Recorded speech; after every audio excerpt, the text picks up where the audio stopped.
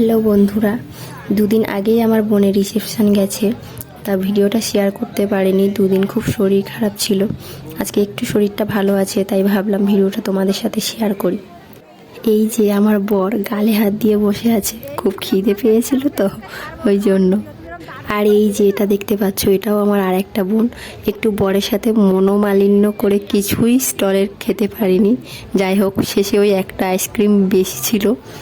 আমার যেখানে এই বোনের বিয়ে হয়েছে, আরও একটা বোনেরই এই পাশে আগেই বিয়ে হয়েছে, ওই বোনাই এই আইসক্রিমটা এনে দিয়েছে, তাই পরে বসে বসে খাচ্ছে। এই একটাই জিনিসই পেয়েছে, ও আর কিছুই পায়নি।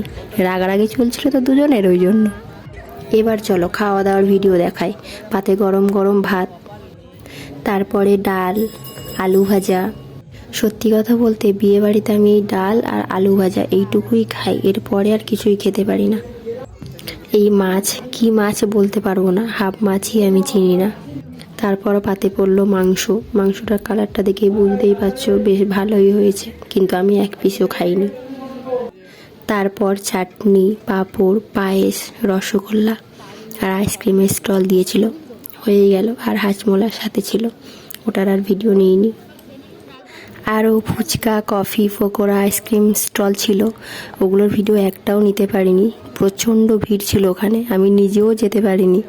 এখানে এই ভিডিওটা শেষ করলাম। কেমন লাগলো অবশ্যই জানিও।